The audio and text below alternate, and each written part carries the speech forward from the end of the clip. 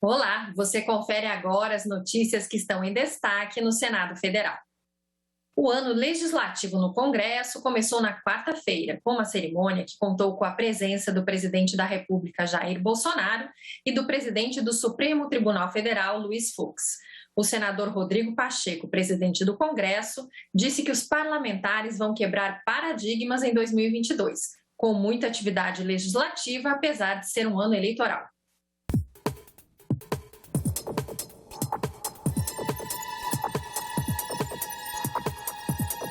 A abertura do ano legislativo é mais que uma marca no calendário. Afinal, a cerimônia, carregada de simbologia, reúne as figuras mais importantes dos três poderes. O anfitrião é o presidente do Congresso, que passa em revista a guarda de honra e recepciona o presidente da República. Se do lado de fora cada etapa segue um rigoroso protocolo, nos ambientes internos ficam mais que evidentes, pelo segundo ano consecutivo, as mudanças e cuidados impostos pela pandemia do coronavírus.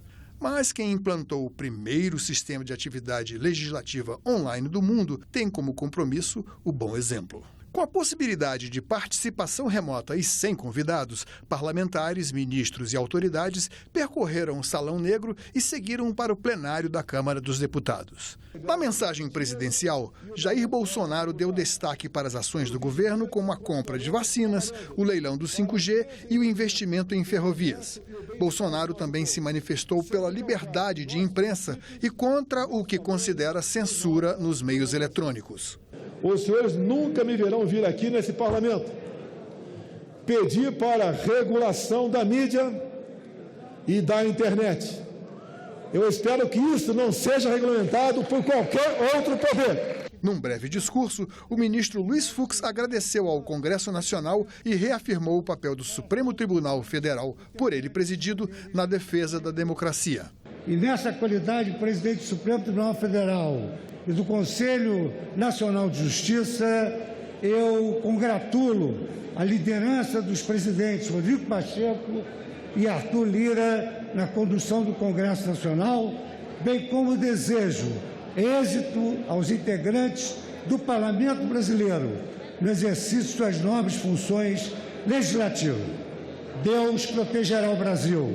O presidente Rodrigo Pacheco lembrou a pronta intervenção do Congresso no combate à pandemia, na redução das desigualdades e antecipou uma mudança de paradigmas. Conseguimos, com nossa atividade no ano passado, preparar o terreno para este ano termos meios para seguir enfrentando problemas reais.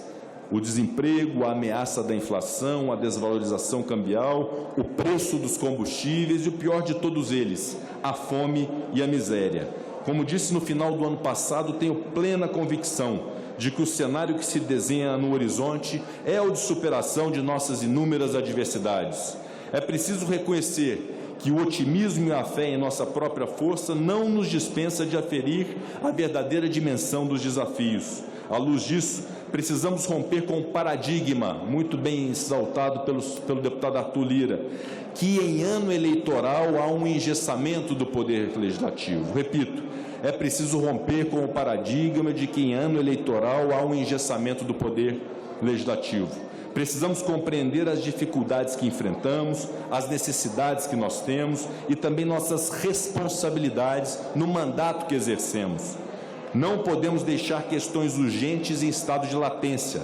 Precisamos, desde já, trabalhar nos projetos que sejam de interesse do país, ainda que em ano eleitoral. Vamos ao trabalho. Muito obrigado.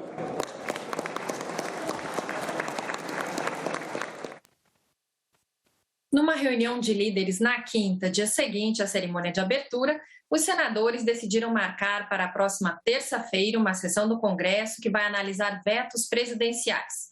Podem ser analisados vetos ligados à pobreza menstrual, marco regulatório das ferrovias, socorro financeiro a agricultores familiares e questões relativas ao orçamento.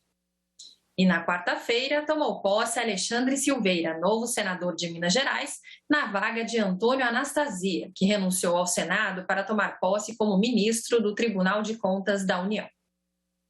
Antônio Anastasia renunciou ao cargo de senador por Minas Gerais para se tornar ministro no Tribunal de Contas da União.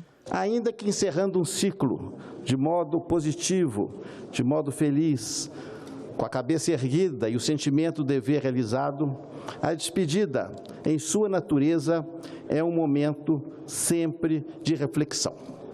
Não é bom fazê-lo, mas nós sabemos que a vida é plena de despedidas.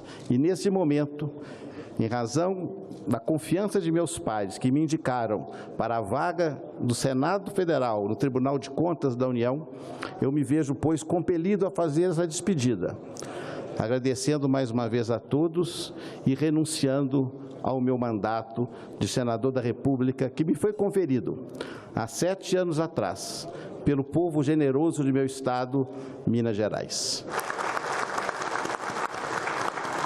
Todos nós estamos com um aperto no coração nesse momento de renúncia de Vossa Excelência ao mandato otorgado pelos mineiros, senador da República, mas, ao mesmo tempo, o coração partido está confortado na crença de que Vossa Excelência está seguindo o seu caminho, assumindo uma posição para a qual Vossa Excelência é, de fato, talhado. Na vaga dele, tomou posse o suplente e colega do Partido Social Democrático, Alexandre Silveira. Alexandre, um dos líderes políticos jovens, mas de mais energia que conheço.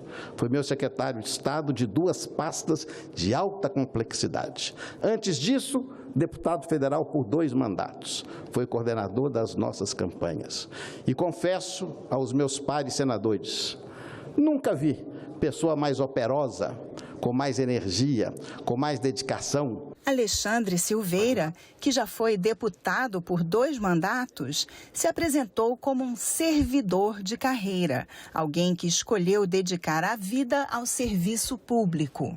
Comprometo-me, de forma inarredável, a lutar para construir uma sociedade mais justa, unida, sólida e fraterna, por meio do diálogo e da conciliação que deve orientar a democracia e a convivência civilizada.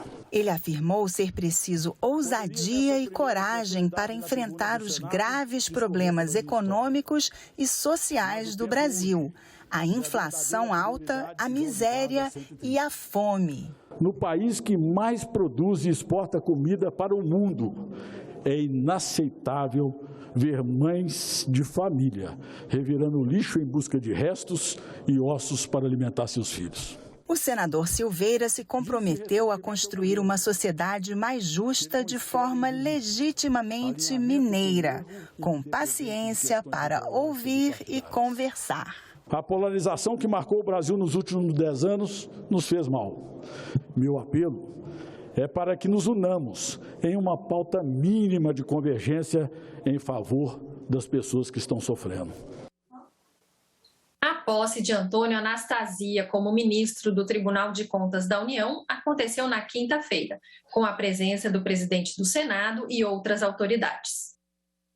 Autoridades como o presidente do Senado, Rodrigo Pacheco, a ministra do STF, Carmen Lúcia, o governador de Minas, Romeu Zema, e o prefeito de Belo Horizonte, Alexandre Calil, acompanharam a solenidade de posse, que por causa da pandemia foi semipresencial. Anastasia vai substituir o ministro Raimundo Carreiro, que deixa o TCU para assumir a Embaixada do Brasil em Portugal.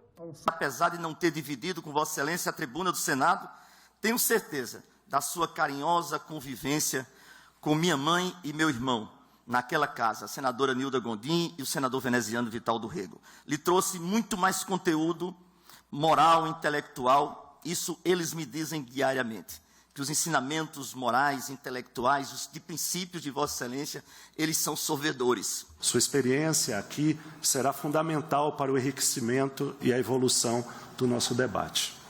Vossa Excelência agrega a capacidade administrativa de quem foi gestor, servidor de alto escalão e líder máximo do Poder Executivo do seu querido Estado de Minas Gerais. A capacidade conciliatória e a fina sensibilidade política de quem exerceu o mandato na Casa Alta do Parlamento também o acompanham nessa chegada ao Tribunal de Contas da União. Formado por 9 ministros, 3 deles indicados pelo Senado, o TCU é um órgão auxiliar do Congresso na tarefa de fiscalizar as contas públicas. No discurso de posse, Antônio Anastasia destacou a vocação para o serviço público e a importância do trabalho do tribunal. O Tribunal de Contas da União, a cada dia mais, é um dos órgãos com papel institucional mais relevante e importante do nosso país. Não só à mercê de sua competência, mas, sobretudo, pelo reconhecimento que temos no Brasil do papel fundamental que tem a Corte de Contas em prol da civilização, do ordenamento jurídico e, fundamentalmente, não só da questão orçamentária e financeira, mas do bom êxito das políticas públicas e dos princípios da economicidade de todos aqueles que inspiram a nossa administração pública. Advogado e mestre em Direito pela Universidade Federal de Minas Gerais, Antônio Anastasia foi vice-governador de Minas e governou o estado entre 2010 e 2014. Ele terminaria o primeiro mandato como senador este ano, mas abriu mão do cargo para assumir a vaga no Tribunal de Contas da União. O mandato é vitalício, com aposentadoria compulsória aos 75 anos de idade. A reforma tributária é um dos principais desafios do Congresso neste ano e foi citada na sessão solene de abertura pelo presidente do Senado, pelo presidente da Câmara e pelo presidente da República. No mesmo dia, a instituição fiscal independente fez uma reunião para debater o assunto. Vamos entender melhor toda essa atenção na reportagem de Mariana Capello. A necessidade de reformar o sistema tributário brasileiro é matéria unânime. Todos concordam que a complexidade do nosso arcabouço de impostos, taxas e contribuições é uma âncora que trava o crescimento do nosso país. O debate sobre a reforma tributária não é novidade e traz enormes desafios. Ainda assim, parece que neste começo de ano legislativo estão dispostos a encarar a reforma. É fundamental avançarmos na reforma tributária e, para tanto, temos a proposta de emenda à Constituição número 110, tramitando no Senado Federal. O ânimo não está só do lado do Legislativo. O presidente da República também colocou a reforma tributária na lista de prioridades para 2022. Ante todo esse cenário, diversos projetos legislativos merecem atenção e análise do Congresso Nacional neste ano de 22, para a consecução dos programas e das políticas públicas em curso. Aqui destacamos o da portabilidade da conta de luz, o do novo marco legal das garantias e o da reforma tributária. O projeto da reforma tributária que deve ser votado é o da PEC 110, que está no Senado. Entre as principais mudanças está a criação de um imposto unificado para o consumo, chamado de Imposto sobre Valor Agregado, o IVA. Ele seria criado a nível federal, estadual e municipal. O Imposto de Valor Agregado da União seria chamado de Contribuição sobre Bens e Serviços e surgiria a partir da unificação de IPI, PIS e COFINS. Ele teria uma tarifa única de 12%. Para a esfera estadual e municipal, o IVA seria a unificação do ICMS e do ISS e estados e municípios teriam autonomia para fixar as próprias alíquotas. A simplificação tributária, dependendo de como for feita, pode ajudar no crescimento econômico. De outro lado, nós sabemos que pelos cenários da IFE, possivelmente será preciso, para estabilizar a relação dívida-PIB, também um aumento da potência arrecadatória, que pode vir por mais crescimento econômico ou por aumento de carga tributária. O IBS será cobrado 100% no destino, com 2 prazos de transição. Um para a substituição dos tributos e outro para a nova partilha de receitas. O texto cria também o imposto seletivo para compensar a perda de receita do IPI, o Imposto sobre Produtos Industrializados. O relatório da PEC 110 foi apresentado em outubro de 2021 pelo senador Roberto Rocha. O presidente da CCJ e primeiro signatário da PEC já adiantou que a proposta deve ser prioridade em 22. Assumo o compromisso público com a CCJ de que no retorno dos trabalhos nós faremos a leitura e a votação da matéria e o compromisso do presidente Rodrigo Pacheco. Cumprido os prazos regimentais, ele levará diretamente para o plenário a partir do momento da votação aqui na comissão. A PEC 110 não é a única proposta que está no Congresso Nacional que trata de reforma tributária. O governo mesmo apresentou outros 2 projetos que tratam sobre o tema. Um deles é o PL 3887, que cria a contribuição sobre bens e serviços e que substituiria o PIS/COFINS e o PASEP. A outro projeto é a reforma do imposto de renda, que além de atualizar a tabela do imposto de renda, cria a taxação sobre lucros e dividendos imediatamente e diminui o imposto de renda sobre pessoa jurídica. Outro projeto de reforma tributária do interesse do governo é o que muda a tarifação dos combustíveis para tentar conter a alta de preços. 4 de fevereiro é o Dia Mundial de Combate ao Câncer, uma das maiores causas de morte no planeta. Mas, se for tratado a tempo, pode ter seus riscos diminuídos e até mesmo ser curado em muitos casos. Para alertar sobre a importância da conscientização da população e dos cuidados preventivos, o Congresso Nacional entrou na campanha de combate ao câncer com uma iluminação especial. O Dia Mundial de Combate ao Câncer tem o objetivo de aumentar a informação sobre a doença e conscientizar as pessoas de que cada um pode fazer sua parte na luta contra o câncer. A cada ano, 10 milhões de pessoas morrem de câncer, mas estima-se que 1/3 dos casos poderiam ser prevenidos com medidas simples. Evite alimentos processados, com muita gordura, sal, aditivos ou conservantes. Exercite-se. A inatividade e a obesidade estão associados a vários tipos de tumores. Evite fumar e diminua o consumo de álcool. Proteja-se do sol forte, com roupas, chapéus e protetores solares. Evite se expor a poluentes e químicos como pesticidas, amianto e plásticos com BPA. E vacine-se. Essas medidas relativamente simples podem prevenir o câncer. Nós temos hoje em dia também vacinas contra o câncer. Então, o câncer de fígado está associado à hepatite B e nós temos a vacina contra a hepatite B que pode prevenir o câncer. O câncer do colo do útero está associado à infecção pelo HPV e nós temos hoje a vacinação contra o HPV nos nossos postos de saúde. Outro 1/3 dos casos de câncer pode ser curado se for detectado nos estágios iniciais e tratado imediatamente. Para ajudar nessa campanha de prevenção, o Congresso recebeu a iluminação roxa em apoio ao Dia Mundial de Combate ao Câncer. Hoje em dia, com o avanço dos aparelhos que levam ao diagnóstico, ou seja, que levam a descobrir a doença mais rápido, mais precoce, na sua fase inicial, é muito importante o trabalho e as ações preventivas. Todas as vezes que se detecta uma tumoração maligna, um câncer, na fase inicial, é porque se fez uma ação preventiva. E isso vai refletir no futuro do tratamento e da condução dessa doença. Em muitos dos casos, praticamente se chega à cura total. Por isso, é muito importante a conscientização. Vamos cada vez mais propagar essa consciência na sociedade brasileira.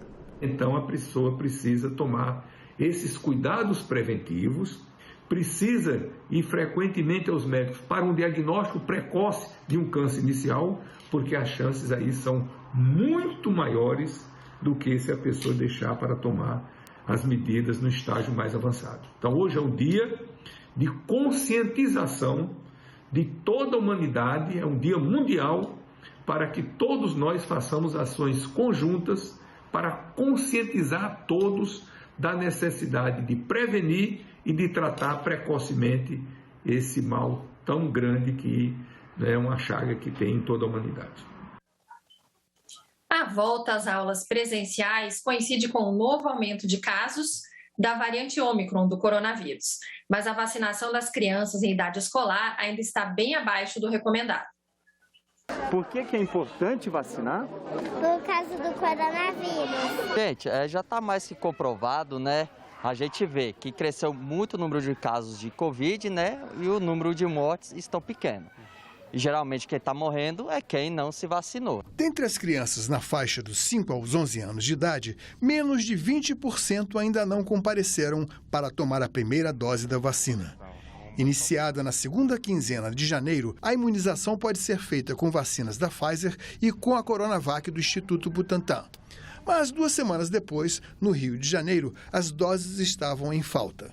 Na capital do país, nossa equipe flagrou vários bons exemplos. Excelente, dá uma tranquilidade, um alívio e um otimismo assim para terminar essa pandemia, né? De cada um fazendo o seu papel, a gente vai chegar no fim disso, né? Se difunde aí que a enfermidade ela é menos grave em criança, isso é fato. Mas há uns casos em que são graves. Então a criança também precisa ser vacinada para evitar esses casos graves. E mais do que isso, é preciso a gente ter a compreensão de que o ato de vacinar é um ato coletivo. Quando a pessoa se vacina, ele está se vacinando para proteger a sua saúde e está se vacinando para proteger a saúde do próximo.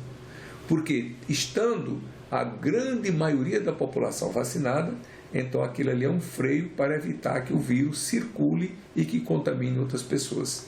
E todos nós sabemos que a criança, embora seja de menor gravidade, tanto pode ter casos graves, como tem acontecido, né? Como também a criança pode ser um vetor para transmitir para as pessoas mais idosas, onde a doença é mais grave. Este foi o Senado Notícias Revista. Você pode rever as reportagens desta edição na nossa página na internet, senado.leg.br/TV. Obrigada pela companhia e continue sintonizado aqui na TV Senado.